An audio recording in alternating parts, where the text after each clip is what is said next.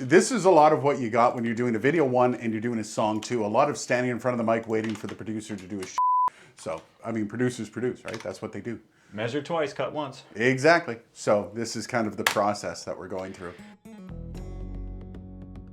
Can you record a studio quality song with the Rodecaster Pro 2, or in our case, a Rodecaster Duo?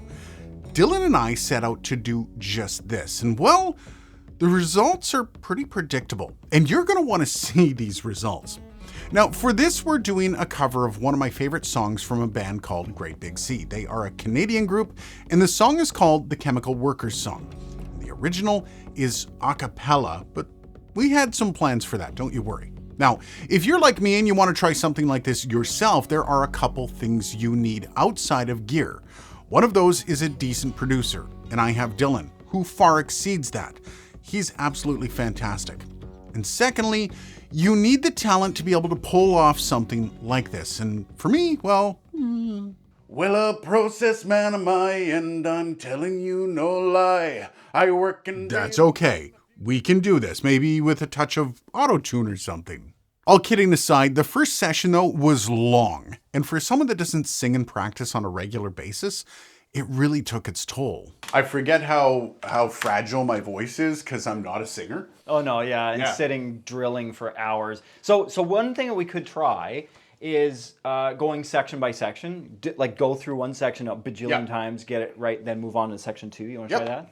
All right, so if you're not feeling it. However, after that session, we had the basis of the song down and an outline of some of the things we wanted to accomplish with it. So we did a bunch of takes, probably 15 takes, and none of them were awesome. So we're going to see exactly how this comes out in the wash. So now, to just peel back the curtain. So one of my projects is going to be to take all of those takes and do what we call a composite. Which is where I take the best bits of each of the takes that Aiden did, and try to make our golden ticket of a take, and that's like a day-long process in most cases, or 4, or a week. Now his full-time job is making me sound good. I do need to stress that this process took us several months to flesh out. Something about not doing this whole thing full-time kind of slowed it down. But as Dylan put it together, he started composing some extra layers to expand this into less of an a cappella performance and more of a fully realized song. And first, we needed to find some drums that fit in the song. So Dylan called in a ringer. I was like, am I listening to the track right now? And he just kind of messed around. Just superimposed myself. That's your singer doing that, right? He's doing the lead, I'm doing the harmonies. Okay, that's both of you guys. Yeah, that's great. Yeah. And just like that, we had ourselves a very talented musician named Patty. And he had himself a bodhrán. And well, that's handy. For the uninitiated, the bodhrán is basically just an Irish hand drum that is used a lot by East Coast bands like Great Big Sea. But as luck would have it, Patty knew how to play it. Now, in case you're wondering, yes, that drum you heard was recorded by the Rode NT5s into the Rodecaster Duo.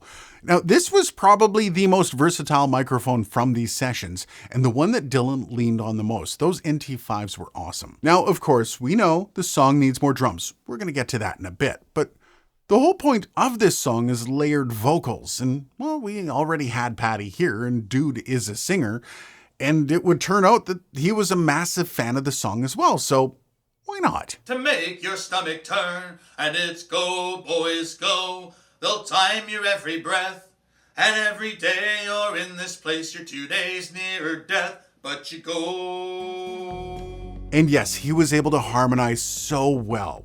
You're going to be able to pick him out in the mix when you hear the full song. Don't you worry. By the way, Patty is a hell of an artist, and he also has a YouTube channel. If you're curious, you can check him out. I'll have it linked down below. Now, of course, Dylan is not done here. There still needs to be some instrumental layering. So Dylan breaks out the guitar and came up with an incredible little piece as an accent to the song. And before you think this was easy, it isn't. Coming up with a melody to accompany an original a cappella song is incredibly tough. Well, a process man am I, and I'm telling you no lie. I work and breathe among the fumes. You will notice in that clip, Dylan is using the Rode NT2A and the Rode NT5 in the mid-side setup. It gives it this fantastic stereo spread and really lets the guitar punch out of the mix nicely. But for every guitar, there needs to be a bass as well. We employed my acoustic bass for this one. And I'm telling you no lie. I work and breathe among the fumes that Again, thanks to Dylan for bringing that home nicely. And you may have noticed Dylan relied on the Rode NT5 for capturing it. And in case you forgot, this is all going through the Rodecaster Duo. But we're not done with that low end. It kind of feels like this song needs a bit more punch and like perhaps a lot of punch, which brings us to the bass drum. We're about 3 or 4 days of recording into this project. And right now we're on that awkward shooting a drum phase. So Dylan's here, he's going to be actually hitting that drum, and this is going to be kind of the final portion of this song. So we're going to be finding out whether or not this whole song comes together finally with the big boomy drum. And of course, by bass drum, I am of course referring to the 40-inch concert bass drum that I got from a high school in the area. Big thanks to Amrit for that. I really appreciate it.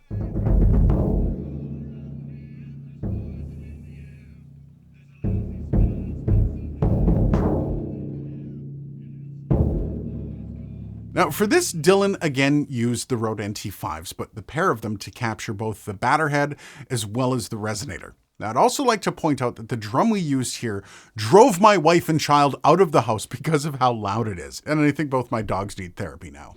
Shame. Now there might be something you missed in all of this, and frankly something that just dawned on us as well. It's that almost all of this song is acoustic.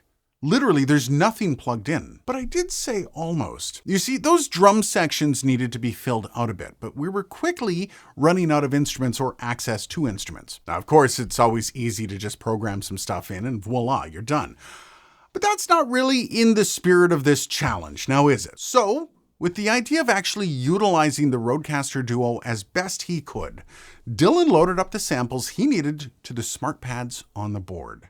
When you're covering a somewhat well-known song, I've always believed that you should at least try to make it in a way that's unique and interesting to listen to. One of my biggest challenges with this song was to take an a cappella, what's essentially a one-chord song, and make it in a way that's unique and interesting to listen to. One of the ways I went to try to accomplish this, though, is using the sound pads of the Rodecaster Duo as like a MIDI keyboard to impart some percussive textures and flourish into the song. I set this up by making some patterns and customizing some loops in Native Instruments Contact, exporting those as WAV files, and dropping them into the sound pads to be played like an instrument. Most of the sound pads are set up in toggle, but there are a few that are even set up as hold. All of them are set up as loops, though, so that I can easily weave in and out of the various sections of the song without having to worry about various files starting or stopping when I don't want them to. What you end up getting out of it is a real-time performance of those pieces. Me as a producer, as I'm listening to the song and feeling out the energy flow of the track and the mix, I can, use softer elements like this. And then more bombastic elements like this.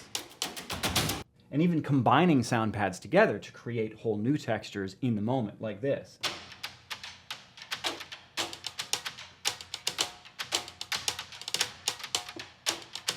And this gives me a lot of freedom to perform the percussion of the song rather than just relying on dragging and dropping in the digital space. I've always found that as an artist, this gives me a lot more control over the dynamics and gives me a lot more freedom in real time to make those artistic decisions. Now at this point, the recording process is almost done. Dylan just needed to add his own backup vocals. And for your information, if you haven't heard, dude knows how to sing, and he added a couple layers of himself. And of course, that gorgeous Rode NTR was brought out once again. It's so fantastic on voice. And then outside of mixing, we're done. But there's some big props going to Dylan for this as well. This was no small task, as you can see. If you guys want full breakdowns on how Dylan did all this, let us know down below and maybe we can make that happen, either on here, this channel, or on Dylan's upcoming channel. But all that leads us to the music video shoot. So we're on the set. We just finished actually shooting the music video for this. I just realized something. The mics aren't plugged in.